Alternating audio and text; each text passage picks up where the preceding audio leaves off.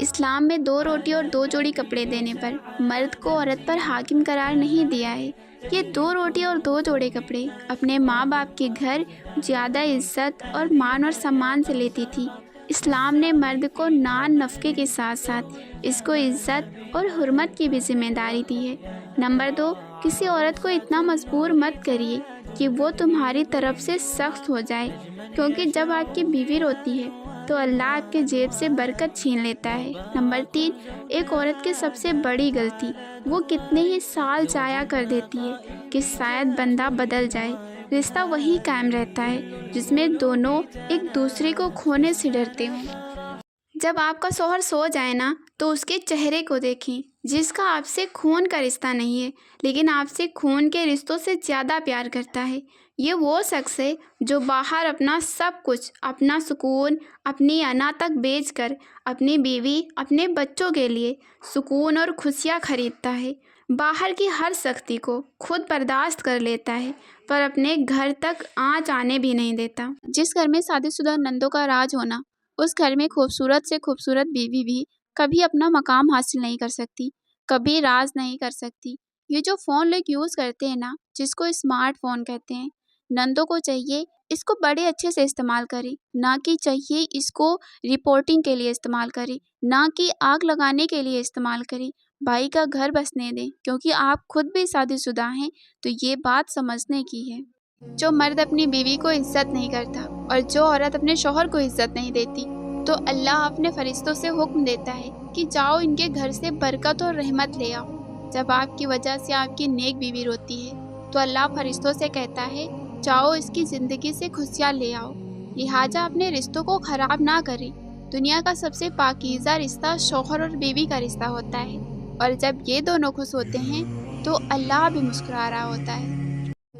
ایک لڑکی نے مجھے ڈی ایم کر کے کہا کہ میرا رشتہ ایسی جگہ کرایا جا رہا ہے جو مجھے بالکل بھی پسند نہیں ہے، لیکن میں چاہتی ہوں میرا رشتہ ایسی جگہ کرایا جائے جس کے اندر دینداری ہو، لیکن میرے ماں باپ کی آنکھوں پر پردہ پڑا ہوا ہے، وہ پیسہ دیکھ کر میری شادی کروا رہے ہیں۔ تو میں ایسے ماں باپ سے کہتی ہوں کہ کیا آپ اپنے بچوں کو خوش نہیں دیکھنا چاہتے؟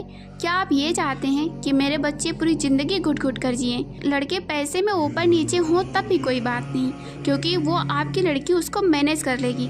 اگر آپ نے اپنے بچوں کو ایسی جگہ ڈال دیا، ایسے رشتے میں باندھ دیا جو رشتے اس کو بالکل بھی پسند نہیں ہیں، تو اس کا حساب کتاب آپ کو قیامت میں دینا پڑے گا۔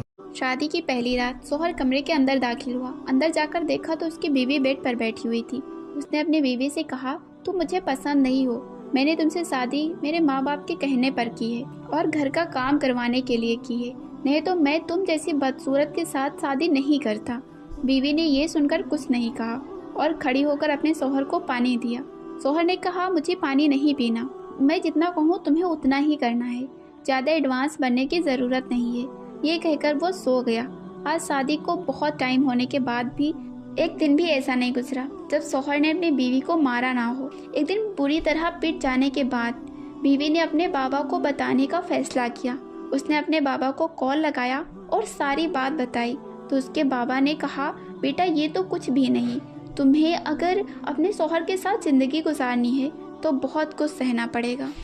اسلام میں لڑکی کی شادی کے لیے کتنی عمر مقرر ہے؟ کیا 18 سال میں شادی کرنا صحیح ہے یا غلط ہے؟ شریعت کے مطابق جب عورت بالغ ہو جائے تو وہ شادی کر سکتی ہے۔ صحیح بخاری کے مطابق بالغ ہونے کی عمر 14 سے 15 سال ہے۔ اب سوال آتا ہے کہ اتنی کم عمر میں لڑکی کی شادی کرنا صحیح ہے؟ اکثر دیکھا گیا ہے کہ کم عمر کے شادی کرنے والوں کے درمیان لڑائی جھگڑے بہت ہوتے ہیں، اور ان کی وجہ یہ ہے کہ وہ انمیچور ہوتے ہیں۔ لیکن فرمایا گیا ہے کہ بالغ ہوتے ہی ان کا نکاح ان کی مرضی کے مطابق کر دیں۔